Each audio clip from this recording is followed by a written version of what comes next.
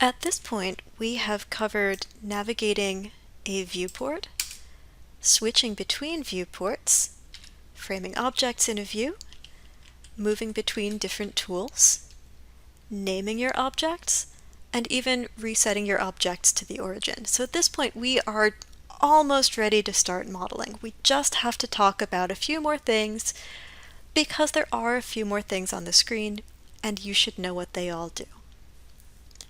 So I'm going to start with the top menus. There are 3 menus up at the top of the screen. Of them, the lowest is a menu called the shelf, and mine probably looks a little bit different from yours. Yours probably opens with either this or this. What the shelf does is it contains a list of icons. So if I go to Poly Modeling, this icon, when I click on it, it's going to make a polygonal model called a sphere.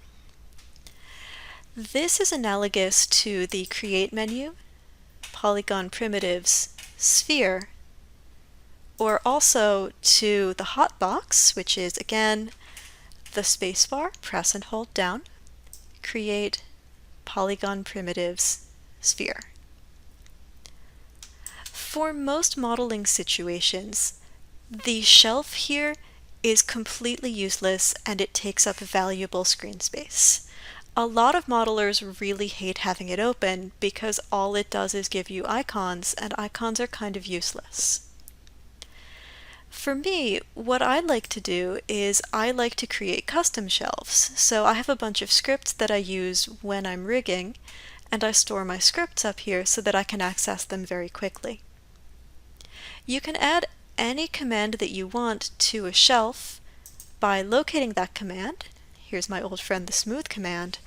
If I hold down Control Shift and I left click on this command, it will be added to my shelf and it will be stored there permanently. That's in opposition to storing it here on the toolbar where it is ephemera. It's very temporary. As soon as I run another command, this will be replaced by that new command. So the shelf is a good way to permanently store icons. For most modelers, it's a waste of space. We very rarely use the shelf, if at all. If you decide that you don't like your shelf, and many modelers do, the Windows menu at the top of the screen has a UI Elements section, and that will let me close my shelf. Oh, look at how much screen space I have back. Look at how much bigger my perspective viewport is. That's so nice! So a lot of modelers really prefer to have the shelf closed. As a teacher, because I teach a number of classes every term, you'll probably see me working with the shelf open. Where is it? There it is. But that's because I need my shelf for another class. This is something that you can absolutely close and you'll never miss it. This is great, especially if you're working on a smaller screen like a laptop, because it will get you some screen space back and you won't feel as cramped.